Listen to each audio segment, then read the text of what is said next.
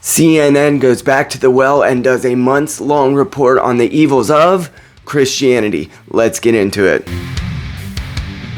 Right now, where a large segment of American Christians are being activated by these ideas, radicalized by these ideas that say that they are the persecuted ones and that they need to stand up for Christians' rights. Before we go further, my name is Casey. I am a husband, father, and I've been a therapist for more than 13 years, and my 4 kids deserve to grow up in a world and a country better than the one that I did. If you can get behind a future of faith, fatherhood, and freedom in America, please like on the way in. And yes, that does have to do with whether or not we accept Christianity as one of the primary worldviews of our nation. Of Charlie Kirk last year. Experts say it was a pivotal moment for the movement and an occasion where the tragedy of his loss unified Christian nationalists and the Trump administration as they honored him. September 21st, 2025. America is a nation in grief, a nation in shock, and a nation in mourning. Charles James Kirk was heinously murdered.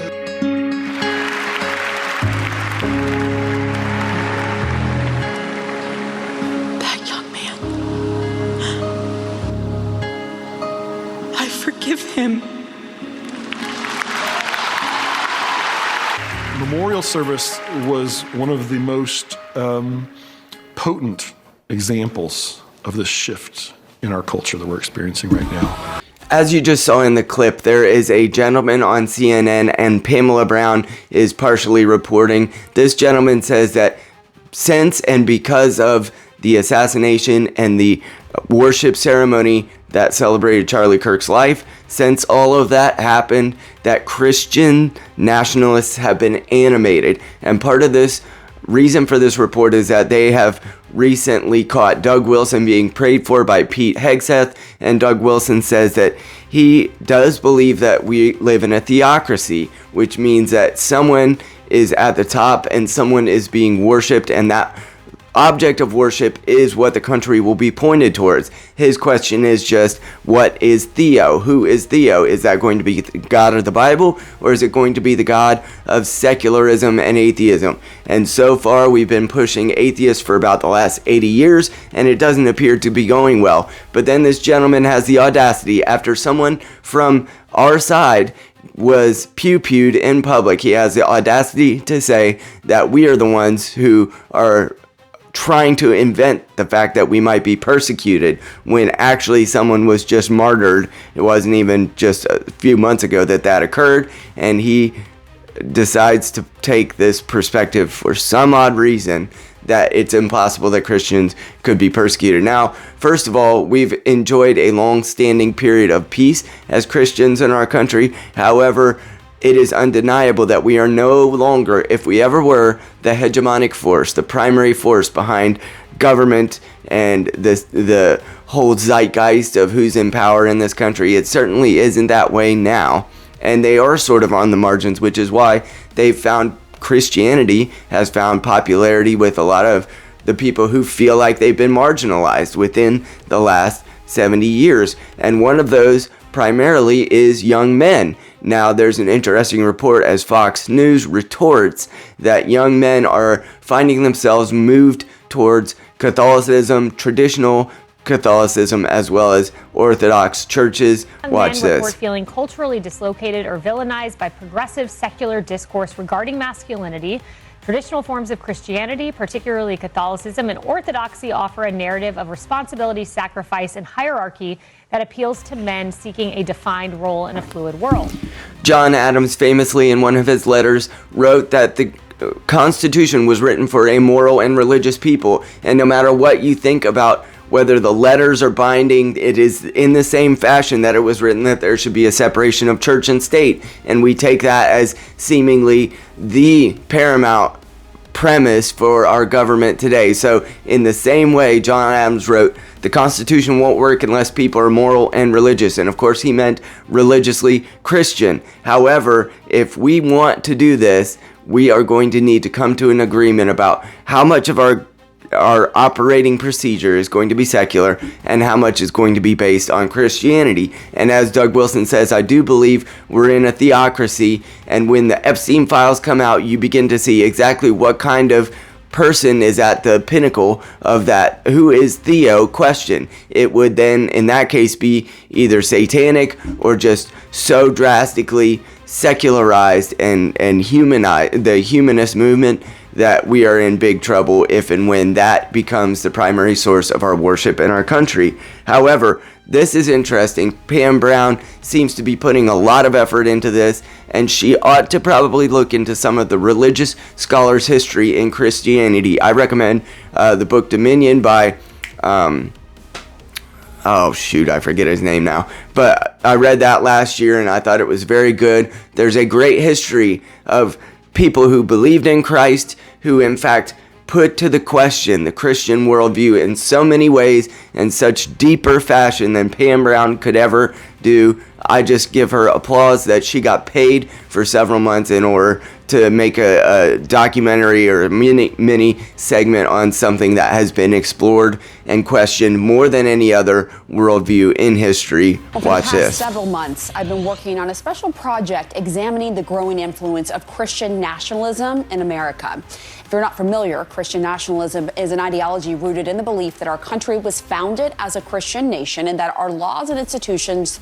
should reflect Christian values. So CNN and others are very afraid that we have been radicalized. The Christian right actually sees themselves as a segment, a movement, a people that might be able to make a difference in politics if we weren't already. Now, people like Candace Owens or others might try to throw a wrench in that and say, well, we should be questioned in as much as any other segment of the population. The enemy isn't the radical left, it's Christian nationalists, I guess, or Erica Kirk or TPUSA. And I'm not saying that they need to own, TPUSA does not need to own the entirety of the conservative movement. However, we should take advantage of the fact that young men are returning to church.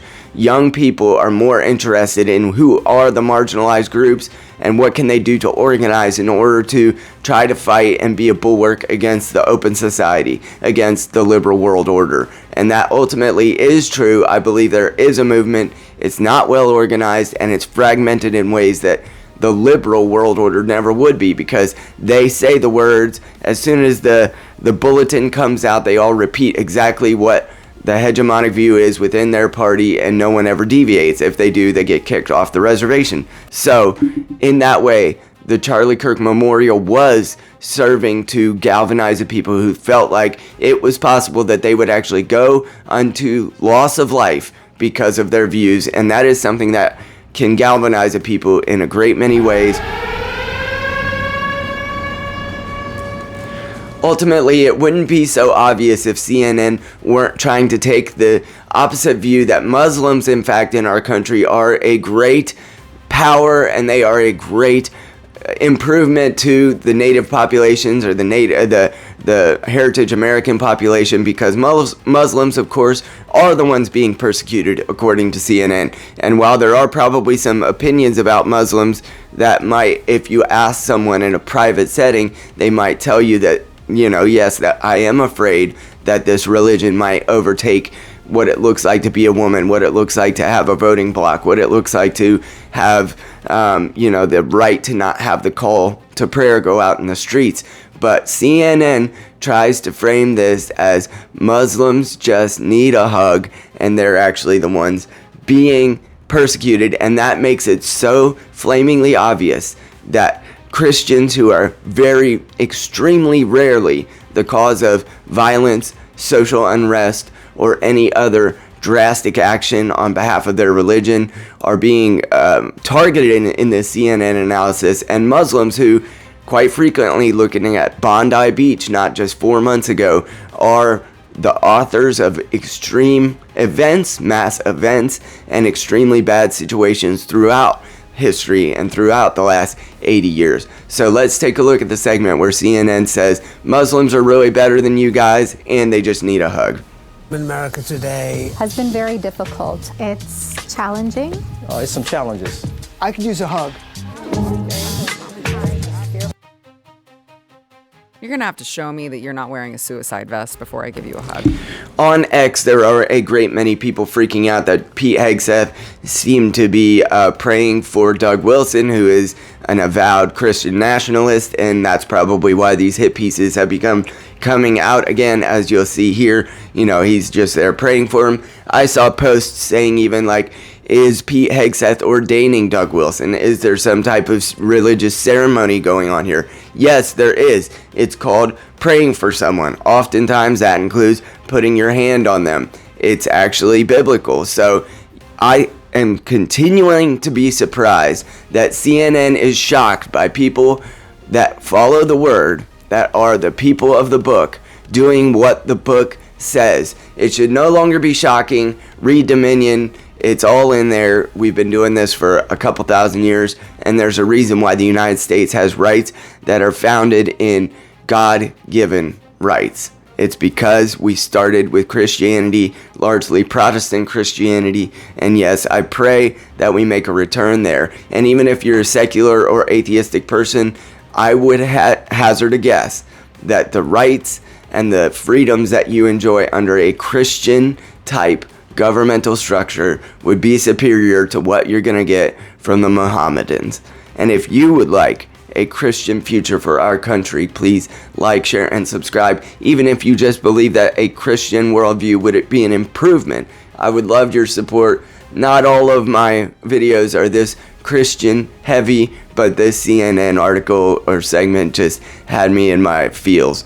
Please like, I love and appreciate your support. I'll talk to you soon.